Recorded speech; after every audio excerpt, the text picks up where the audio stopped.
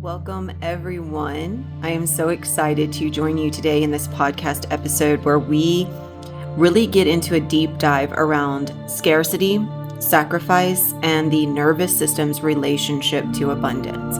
I felt that this was a just really superb beginning episode. One thing that I know we all have in common is what the conversation today is going to be focusing on, and that is how we identify with abundance, how we identify with money, and where it's really coming from. I know for myself, most recently, the most powerful discoveries that I made, which is exactly what led up to me even creating the foundation for this podcast, having the downloads, being able to step into this with you today.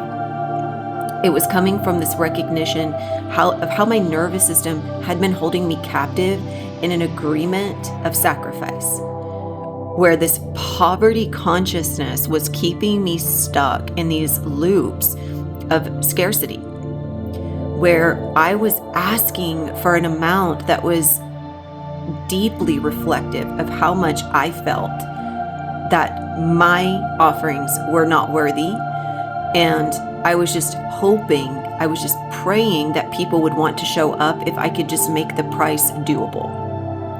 So, as we prepare to get into the deep dive, I want to again welcome everyone. My name is Éoaccí. Éoaccí is the wisdom, the higher self aspect. I am also Jessica. Jessica is the identity aspect, and together, coherently, cohesively, we offer this space of reflection, conversation, and co-creation. So one thing that's really important to recognize is that there's a conversation that we do not have often enough in spaces focused on growth, impact, and expansion. And it is this, that many high-achieving, purpose-driven people are not blocked by a lack of skill, strategy, or vision. They're blocked by an internal agreement with scarcity that disguises itself as virtue. That was a big recognition of mine most recently. Scarcity doesn't always look like struggle, you guys. Sometimes it looks like constant output, like overgiving, like being the one who holds everything together, trying to be the glue that keeps people in, keeps people committed, keeps people focused. It looks like serving from depletion while calling it devotion.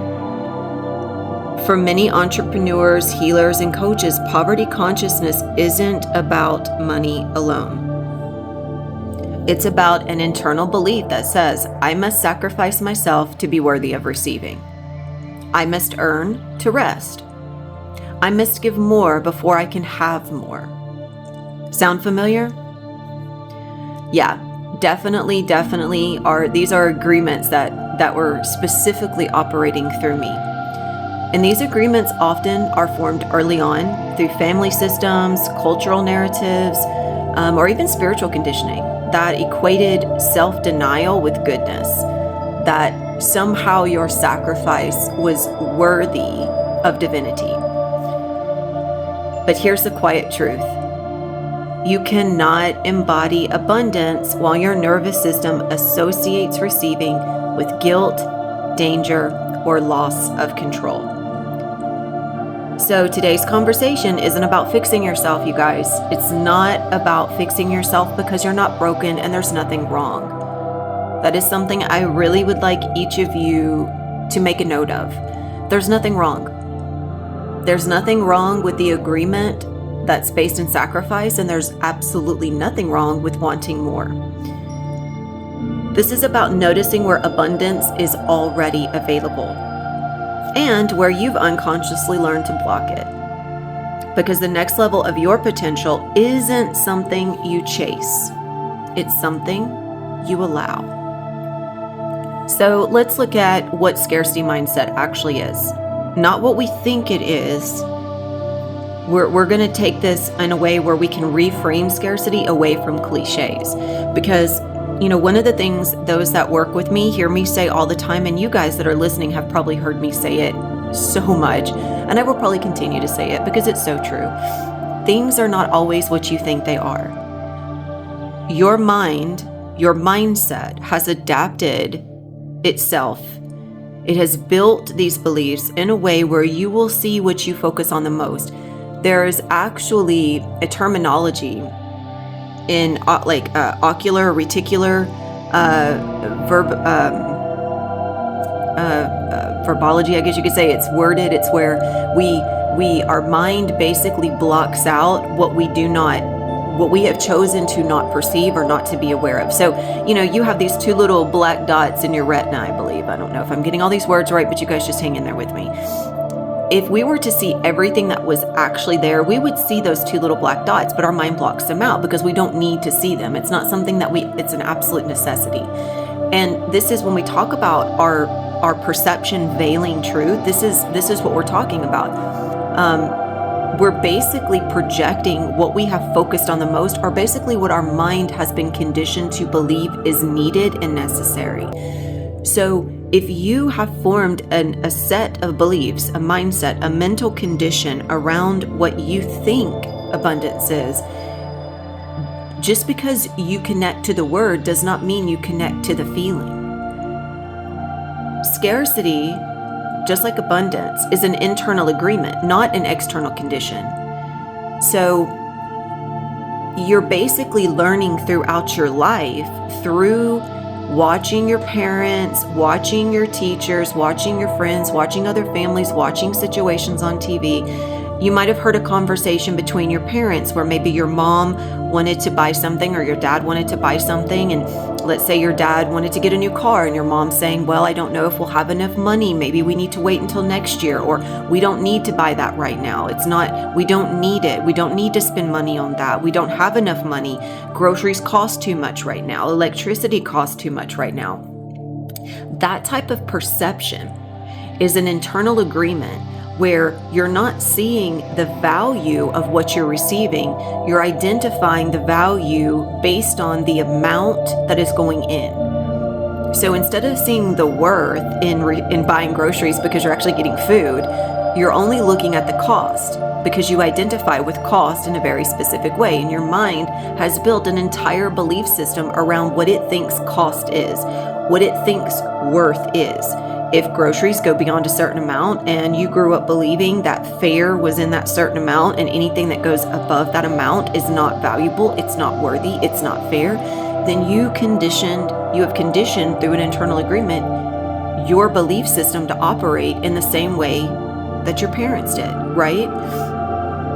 You have watched sacrifice happen. And this might not resonate with everyone, but for those that it resonates with, allow it.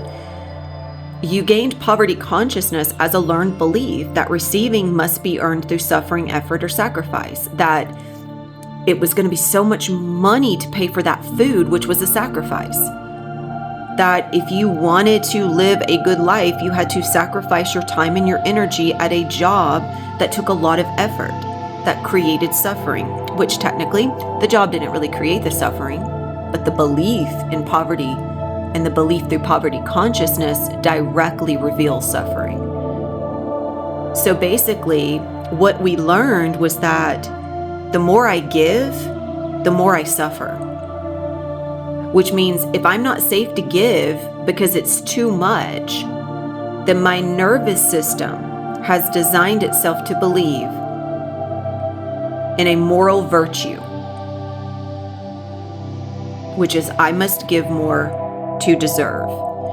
And therefore we start going into, especially when we start stepping into our offerings, this was my most powerful revelation recently, was how I was overgiving and I was getting really exhausted because I was trying so hard to prove my worth, that I was deserving to receive what little I was receiving. And if I just gave more, then I would be deserving of more. Does that sound familiar? And it also, the opposite side of that, you guys, is that when you're operating in that type of internal agreement, then scarcity also operates in the belief that rest, ease, and support are unsafe because you're working hard, you're overgiving. Those are the conditions of the sacrificial offering. And it's not safe if you step outside of that. So we move through life. We've been operating through these conditions, sacrificing ourselves at every turn, hoping to just get a little more. I remember early on, one of the things that was really, really difficult on my nervous system was actually being able to lay down and rest or take a nap without a reason. It was like the only way I felt safe to actually be able to rest was if I was sick, if I had a migraine, if it was my monthly cycle and I was cramping. There were these very limited reasons or very limited conditions that I felt safe to operate through. And it's like if my nervous system was asking me to rest, it felt like my world was going to crumble. It felt like somebody was going to punish me. It felt like I was sacrificing myself for a little rest. And I noticed when I would go to lay down, my nervous system would be wreaking havoc. It would be this intense anxiety of, oh my gosh, somebody's going to come ask me for something. They're going to ask me what I'm doing. They're going to ask me why I'm laying down, why I'm resting. They're going to ask me if something's wrong. They're going to assume I'm sick because that's the only time I would normally lay down is if I was unwell. And I did not want to be seen as someone that was unwell, but I was afraid that if I just said I needed to rest, I would be punished for just wanting to rest. So there is the cycle, there is the loop, there is the conditioned behavior that rest is only available through a sacrificial offering of ourselves, that only under certain conditions is it available. And that's leading us into this next focal point, which is that sacrificial self-service is operating as a hidden form of control. It basically, our nervous system was under this guise that we were in control if those conditions were being met, which is of course untrue.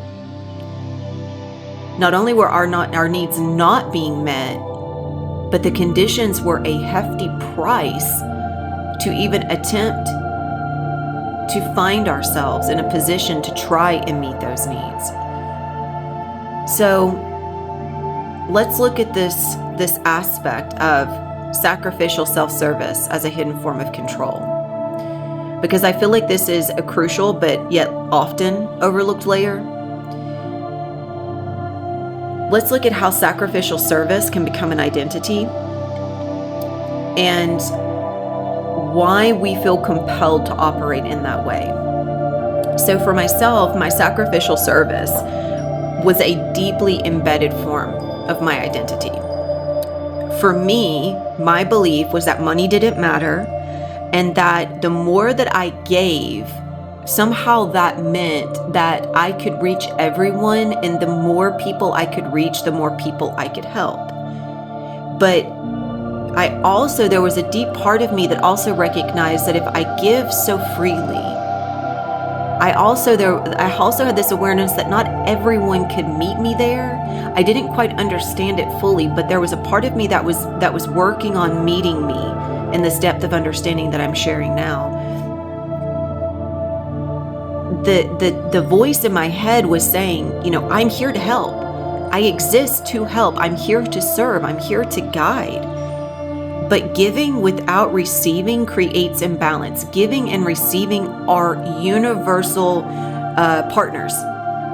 If you're constantly giving and you're not receiving your worth in return, well, actually, let me say no. Anytime you give, if you're giving through lack, you will be receiving yourself through lack, which means that's your self-worth.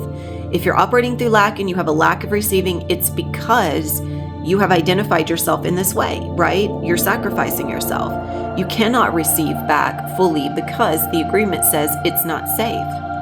I have to sacrifice myself. That then becomes the way that your spiritual service is guised. If I just ask a little bit, then those that are really wanting this but can't afford it can access it. But then you're setting yourself on that scale of consciousness that says, I don't have enough to give. Which means, guess what? The conditions on receiving directly reflect that. So the people that invest are investing from a space of, well, I'm going to do this even though I can't really afford it, even though I don't really have it. If those are the very first thoughts the commitment is coming from a space of sacrifice. Like, I'm going to do this even though I really shouldn't, even though I really don't have it. That's sacrificial thinking. Like, somehow I'm going to, I'm going to make this seem like it's necessary, even though my nervous system doesn't feel safe and doesn't feel like it's regulated. And it's definitely not saying it's necessary. That's control. That's like, I'm going to try to regain control by trying to force the belief that it's necessary and needed.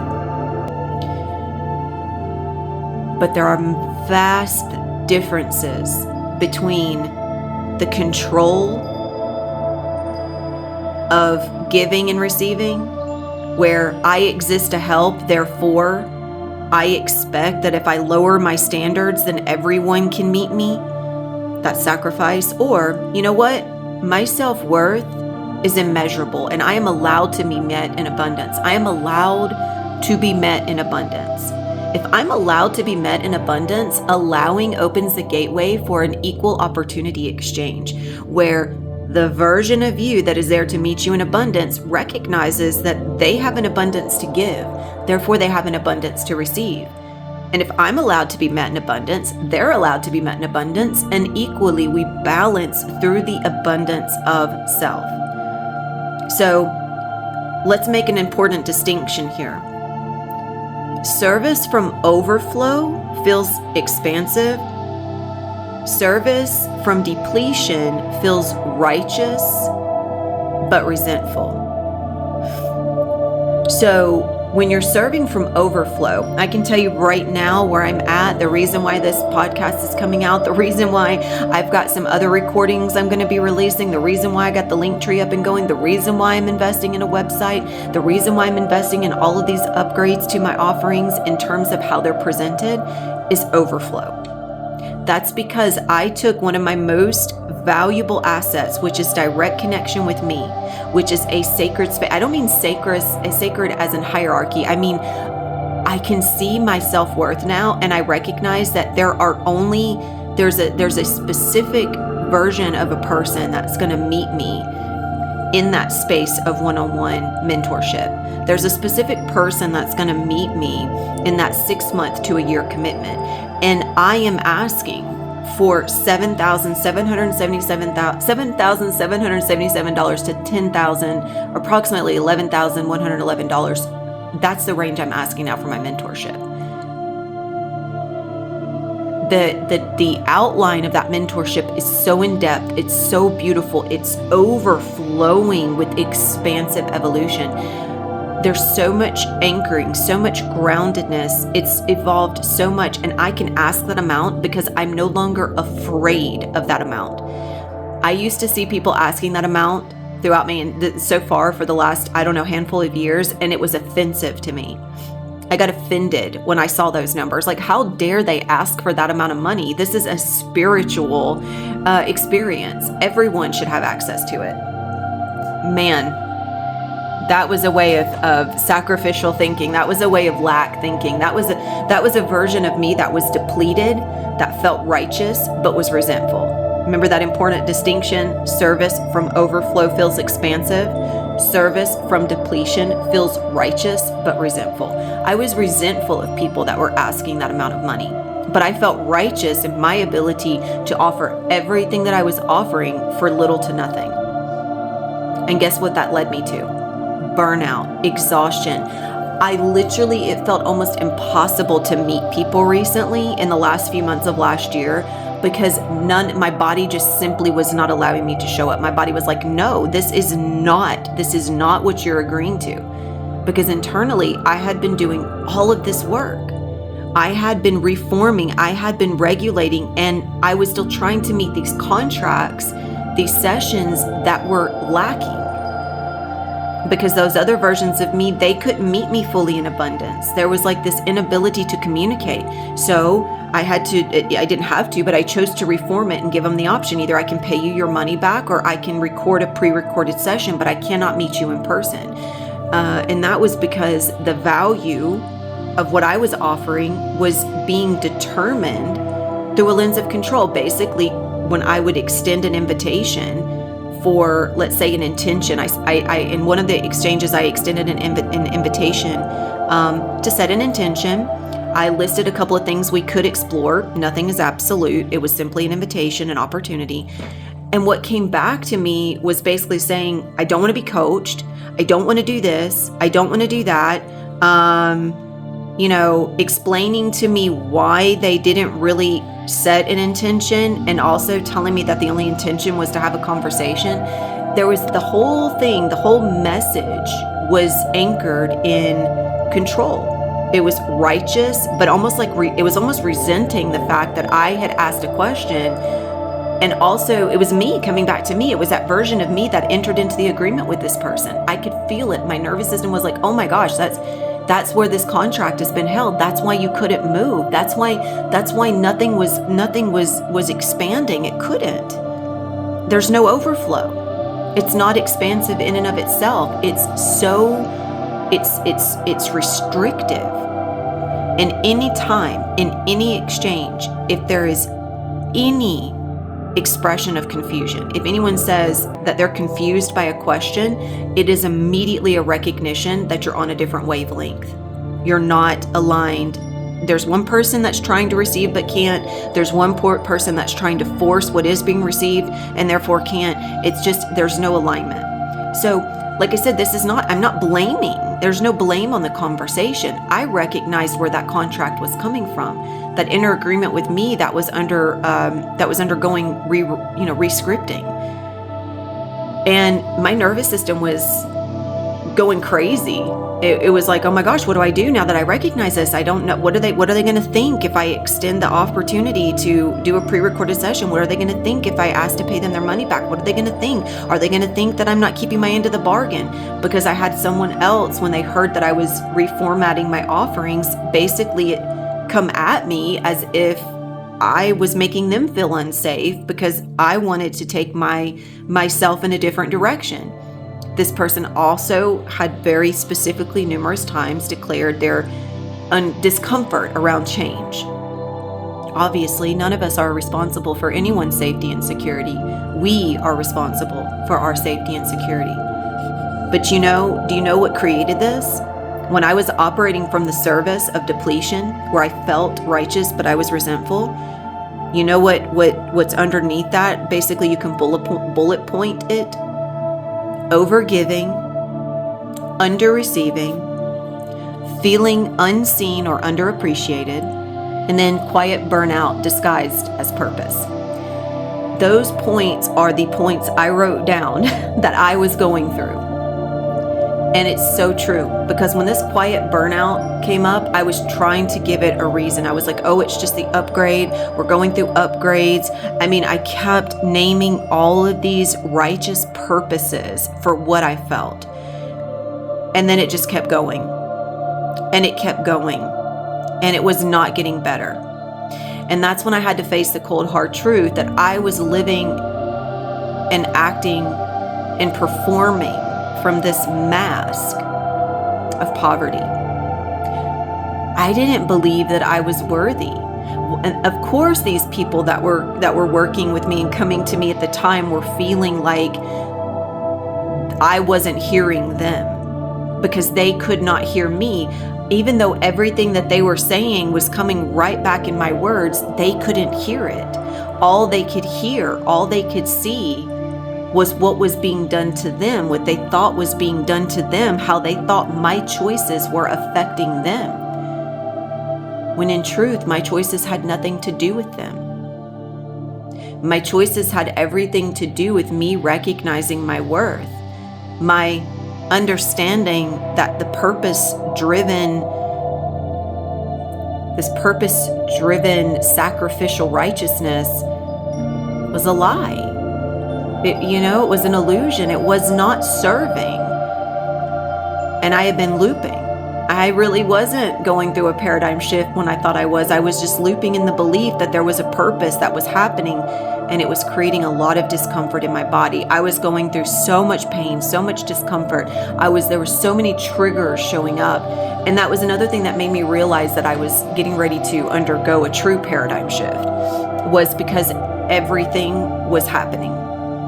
Every parts of my life that I thought were balanced were now becoming unhinged. I was facing every line of my own belief system that was anchored in poverty and lack. So now, my body was speaking to me through this entire process. And there was a part of me that I can feel it. There was a part of me that really deeply intuitively did not believe that my body was giving me the whole truth.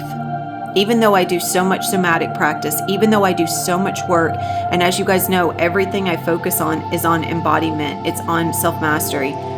But our process of really understanding, we have to accept that the more that we know, the less that we understand. Every single time we meet ourselves in a new level of mastery, everything that we knew before, it doesn't apply anymore because we have a new vantage point. We have a new perception. That's why mindset alone isn't enough. You can't just know your way into a new paradigm. You have to incorporate the nervous system's role. You have to actually bring the body's role into abundance. This is how the nervous system equates familiarity with safety. Familiarity does not equal abundance. That's where I was. I was in a space that was familiar. I knew what to expect. I was comfortable with what I was asking. I was comfortable with what I was giving, but I was over giving and under receiving. Even though I was comfortable, even though it was familiar, it was not supportive.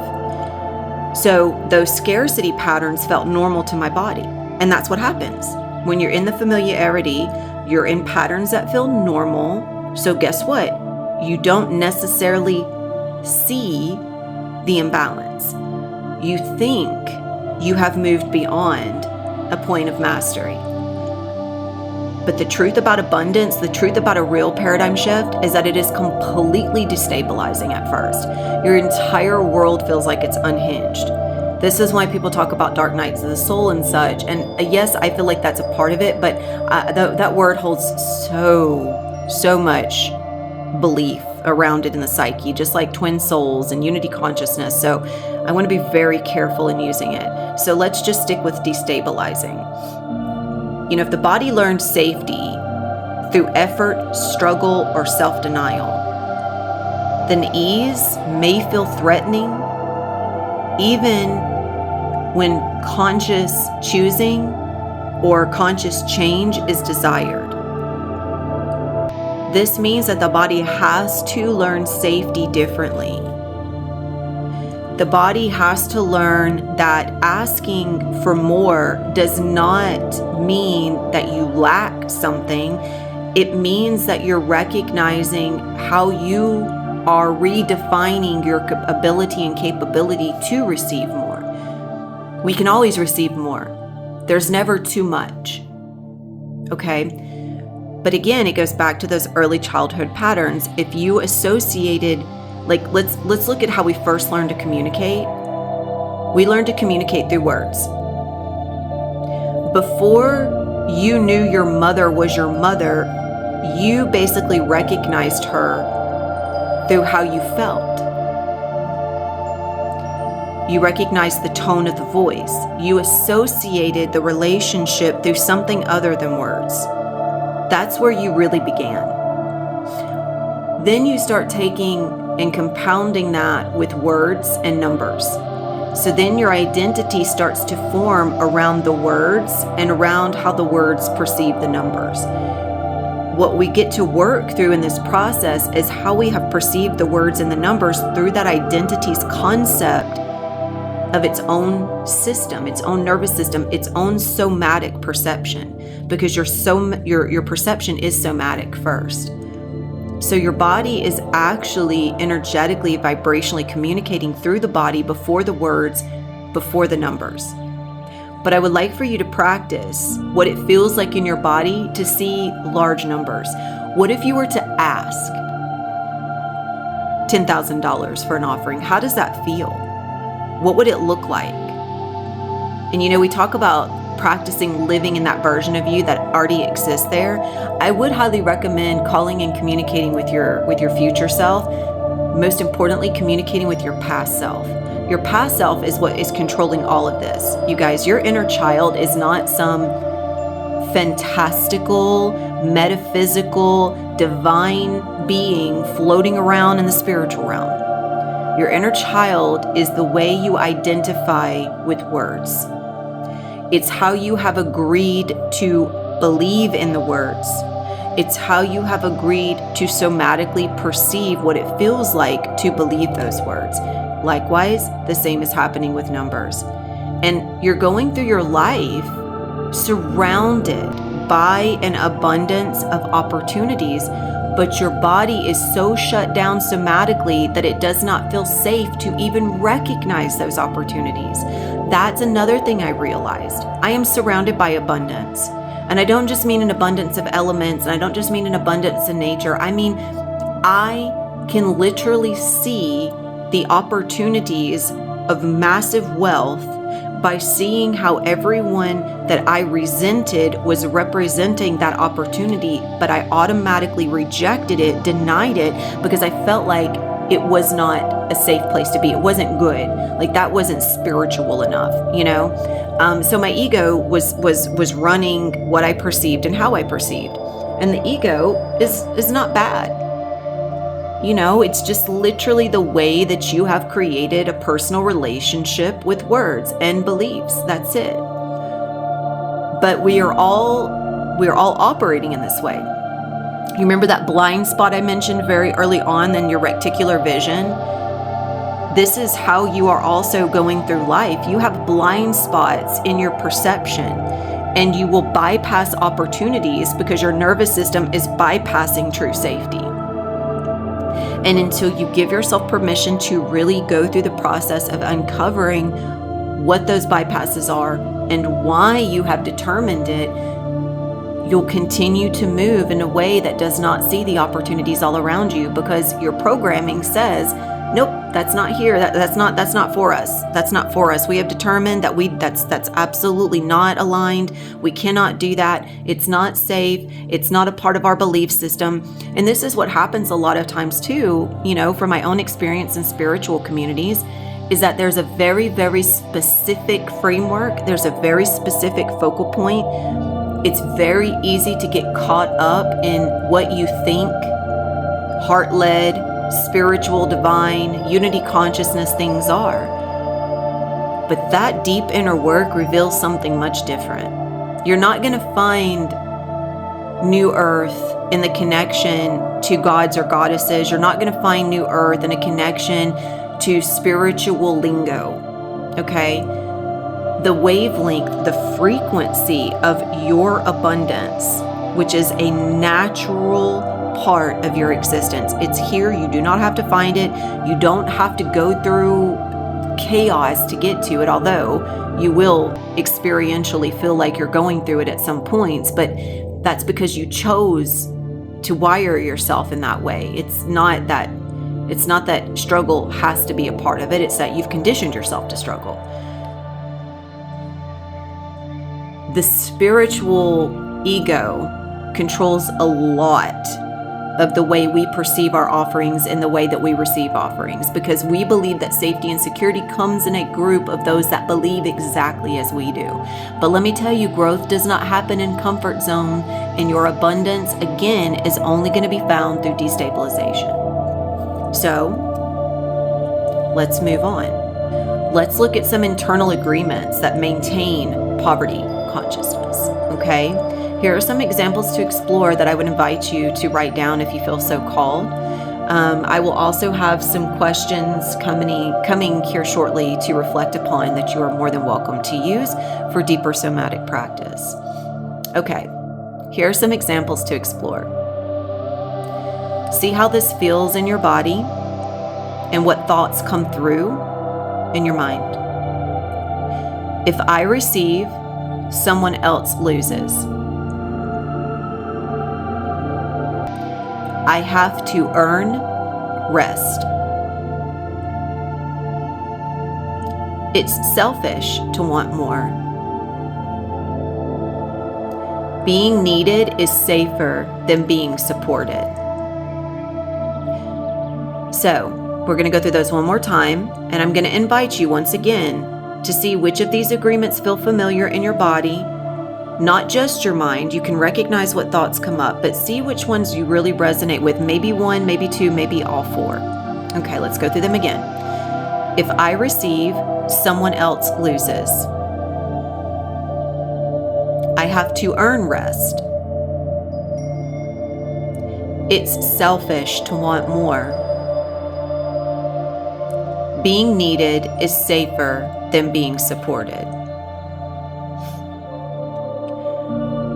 Once you have had an opportunity to visit with these to see which ones feel familiar, I would invite you to explore where this begins. Some of the earliest memories that you can find in your awareness and in your field that connects you to these, not only the belief in these words, but where you adapted the poverty consciousness through. I recognize a lot of it from my mother line. Obviously, my father line's there too, but the mother line holds a lot of this for me. Now, let's go ahead and start looking at reclaiming the ability to receive the self. So if we recognize where we are holding a poverty state of consciousness, where we have agreed that those words are our truth, like it's selfish to want more. If I actually agree that that's my truth, then I operate from that belief. Okay, that's poverty consciousness. That level of consciousness is at the lowest end of the totem pole. Okay, honestly, this is where we're all rising from. I know so many of us believe that we're higher consciousness, higher unity, because we know what words are. But this deep exploration is always going to return you to a different perspective of your own belief system. That's how you gain depth of perception. It's never one and done. You can revisit those agreements through a different state of your own experience, even a year from now, even when you're in a different paradigm. You will always have an opportunity to explore anything that could come up in relation to your agreements. Even more advanced agreements will always have an opportunity to shift. So, as we look towards integrating all of this, let's remember that abundance is operating as the capacity to receive experience. It's not just resources.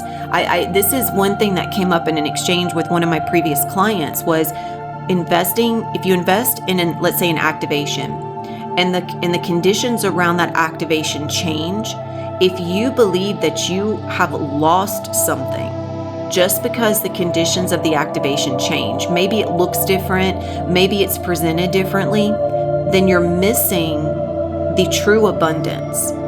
Abundance is always in your capacity to receive the experience. It is not in the title of the offering. It is not in the description of the offering.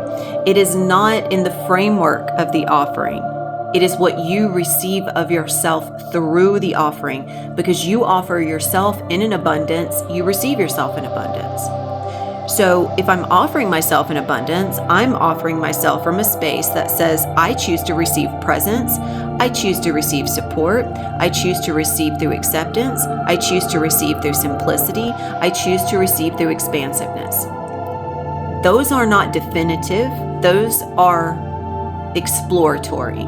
So if they're definitive, it's like, okay, I'm here to receive a specific DNA activation that's activating the 12 strands through a quantum vibration of light, through the overtone of violet, Very specific, very definitive, also very restrictive. You're looking for resources in that type of receiving, which is not true receiving. It's the limited expectation of what you think you should receive. If I'm just there to receive myself, I choose to show up in the presence of my awareness through an expansiveness of knowing that my own support is coming back to me, the simplicity of my beingness is coming back to me, and the joy of my existence is coming back to me. See how that feels? It's so different. So it's beginning, it's always not just beginning, but it's always in how receiving yourself is the foundation of true receiving. So the foundation of receiving yourself is the foundation of receiving yourself externally. Because you cannot embody abundance while rejecting parts of yourself. And in essence, if you were to say that you could only receive the activation through all the key points that I mentioned, that would be rejecting any other part of yourself that does not lie within that definition. that you have determined is what you expect to receive.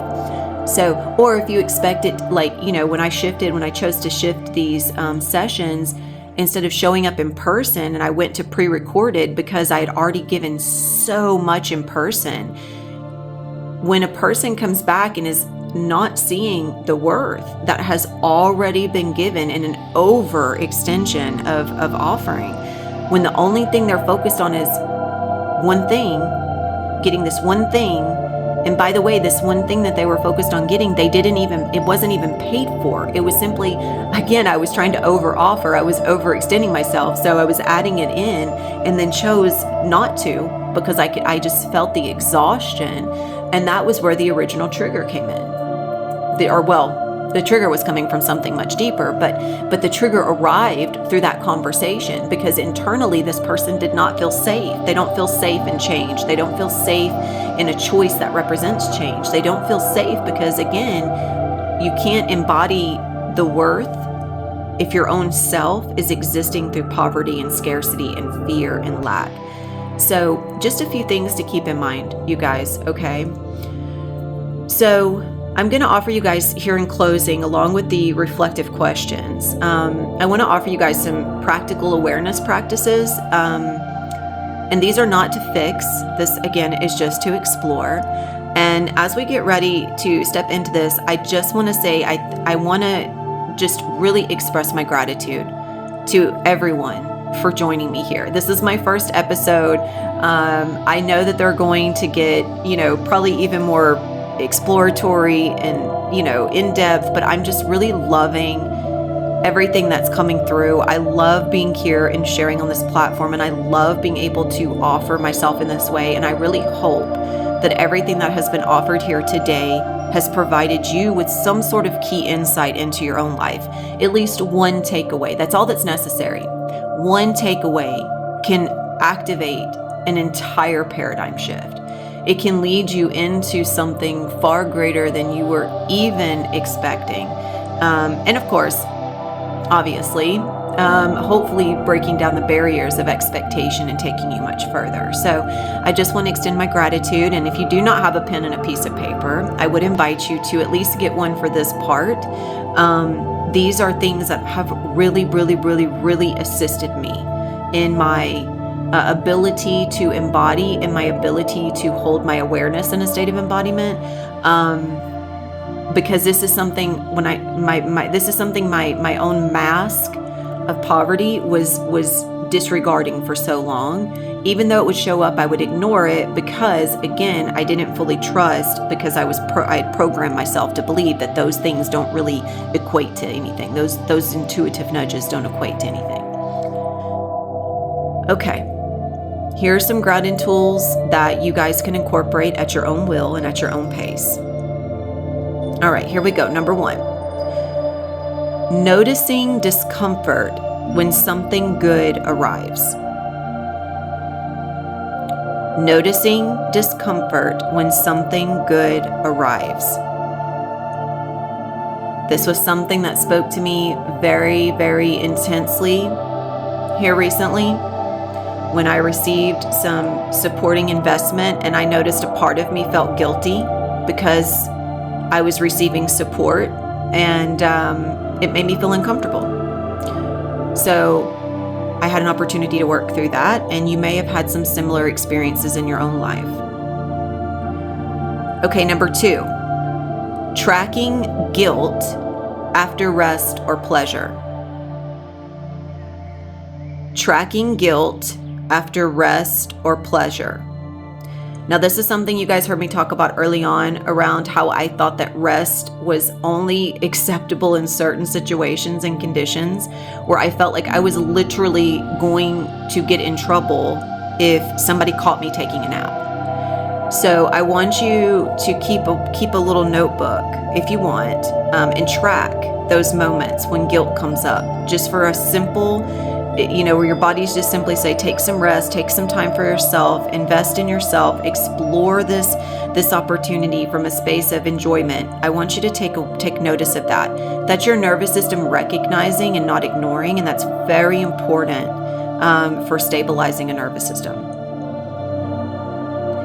Okay, number 3, pausing instead of pushing through exhaustion. Pausing instead of pushing through exhaustion.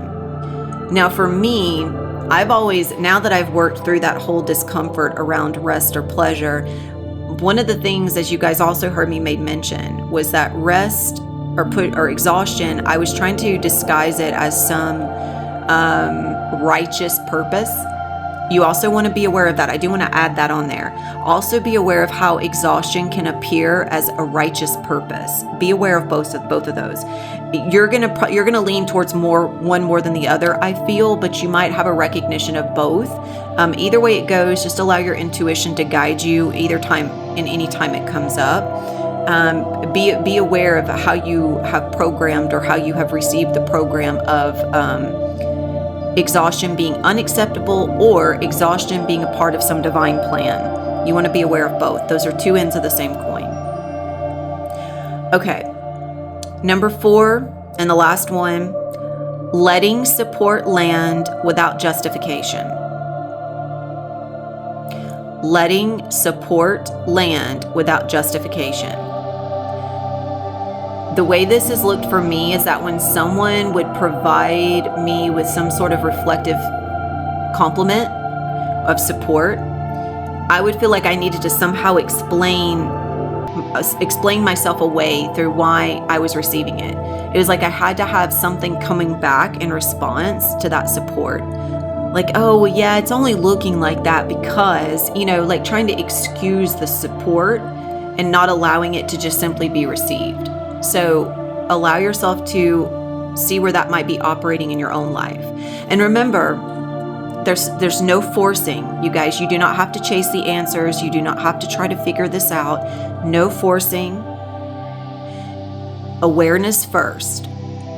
Allow your awareness to simply acknowledge that's where disentanglement begins. Okay?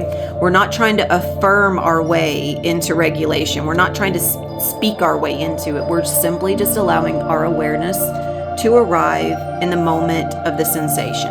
Okay? So now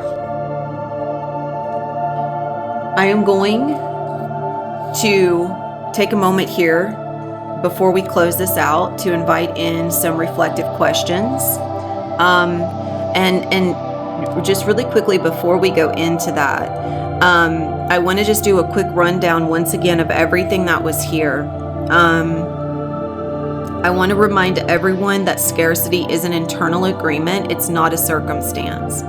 Okay? And what that means is that really and honestly, one of the most important shifts we can make is recognizing that scarcity is rarely about what's happening externally. It's an internal agreement, often unconscious, that shapes how we relate to life.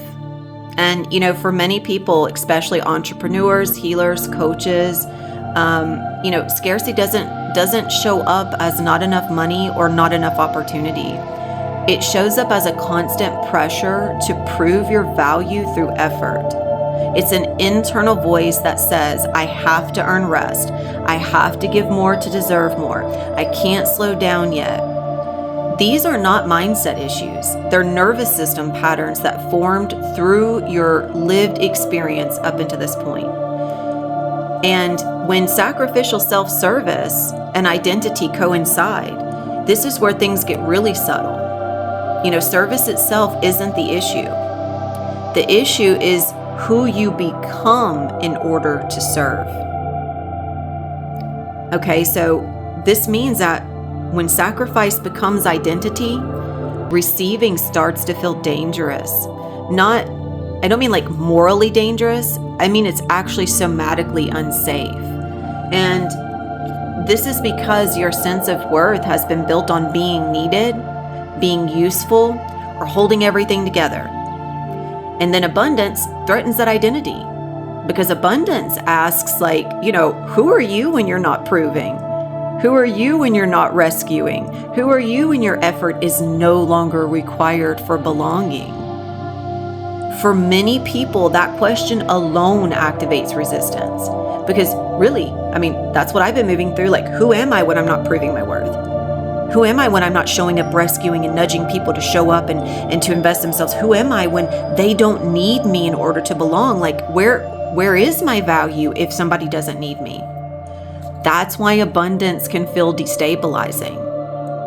Because one thing that's rarely discussed in these growth spaces is that abundance often arrives before the nervous system knows how to hold it. Ease, support, overflow, and rest can trigger anxiety, guilt, or collapse. Not because something is wrong, but because the body has learned safety through struggle. So instead of receiving fully, we unconsciously sabotage momentum, overextend ourselves again, create urgency where none exists. That was a big one for me. Give abundantly or give away prematurely. Again, all of these are me, because this is exactly what I was just moving through. And that's why I have everything listed. These are my exact personal experiences. And of course, this isn't self-sabotage in the way that we usually frame it. It's actually self-protection. We're trying to keep ourselves safe, but instead we end up operating through lack of safety. So, and the truth is, and the reason why that happens is because there are hidden beliefs that maintain poverty consciousness. These beliefs, they operate so quietly that we don't even realize that they're actually running us and running the show. And these beliefs could sound like, if I receive more, like I said, if I receive more, someone else loses. If it's easy, it must not be real. If I stop, everything will fall apart. If I'm supported, I'll lose control. Now, those beliefs are not wrong. They're inherited. Again, this is not about blame. This is about recognition. So because they're inherited, learned, and reinforced through systems that reward self-denial, we consistently connect to them and we consistently allow them. The work and what I'm offering here is not to eliminate them. It's to see them clearly enough that they no longer dictate your behavior. Because once you have an awareness of them, you see yourself in them and you can act according to that by a conscious choice of change. That offers you the opportunity to reclaim your capacity to receive. Because abundance, once again, is not about acquiring more. It's about restoring the capacity to receive what's already present. The support, the rest, the pleasure, the clarity, the creativity, the resonance. And you yourself cannot receive abundance while rejecting those parts of yourself. Those parts of you that are afraid to rest for fear of punishment.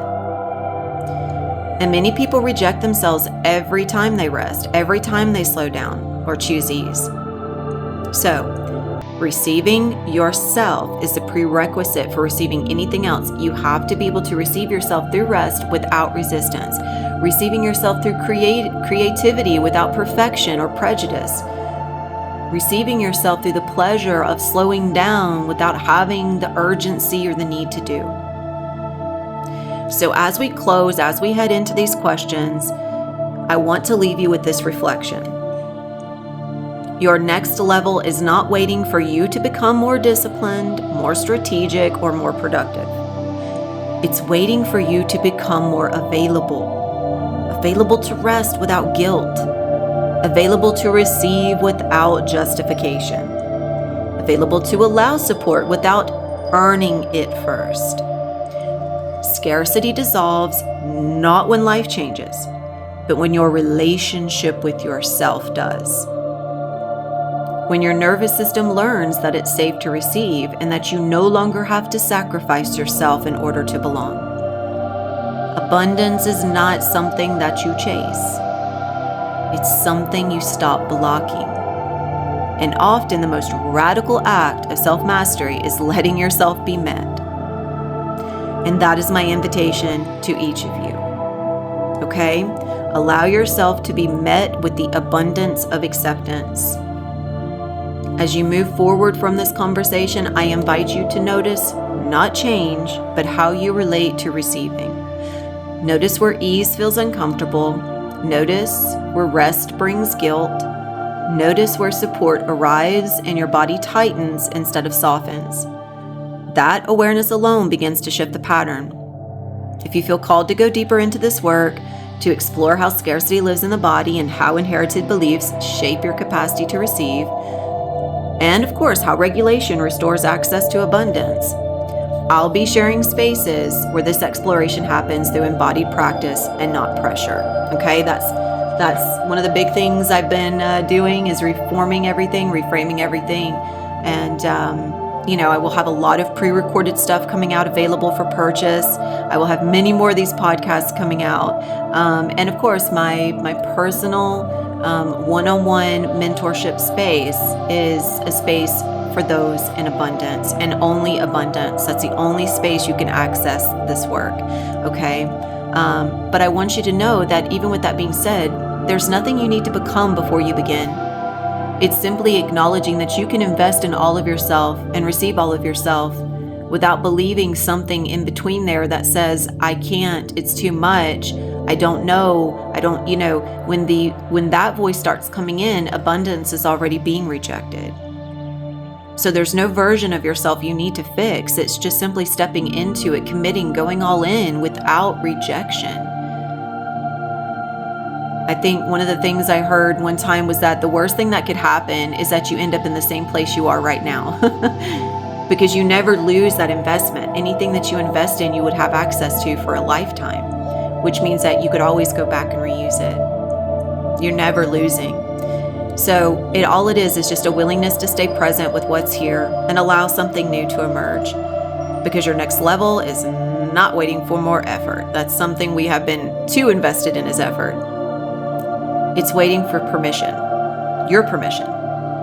So let this be the moment that you stop withholding yourself from your own life and start allowing your life to show up through you in a manner that represents you abundantly, coherently, and unconditionally, with acceptance and clarity.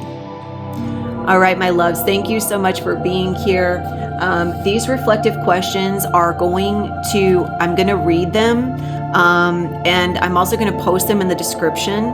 So if you would like to just end it here, you're more than welcome to. I might just moving forward end up just putting them in the description. But for those that don't want to read it and would rather listen, I will go ahead and read them out loud. So for anyone that is going to read them in the description, you can go ahead and end here. For those of you that would like to listen through the set of questions, we will do that and then wrap the session. Okay, so I'm going to invite you to pause, journal, or sit with these. And when you pause, feel somatically in your body what's coming through. When you journal, allow yourself to do some automatic writing. Don't think about what's coming through. Just allow it. Just start writing without thinking about it. And then be in the presence of what it feels like when you receive the response. Okay? All right, here we go. Number 1. Where in my life do I give more than I allow myself to receive? Number 2. What sensations arise in my body when things feel easy, supported, or abundant? Number 3, do I associate worth with productivity, sacrifice, or being needed? Where have I learned, this is number 4. Where have I learned that rest, pleasure, or overflow must be earned? Number 5, how do I respond internally when someone offers support without strings? Number 6, what would change if I believed abundance didn't require self-denial? Number 7, am I attached to an identity that survives through struggle rather than presence? And number 8, the last one, what part of me feels unsafe when I'm not striving? And lastly, I'm just going to once again encourage you guys to simply notice, not correct. Your awareness alone is repatterning. Okay, my loves, thank you so much for being with me again. This is Éoaccí and Jessica, and we are so grateful to meet you in this space. I look forward to hearing how this lands with everyone. Again, I will have those questions in the description, and I will also be releasing many upcoming offerings. Those are both going to be free and paid for, so please be on the lookout for all of that.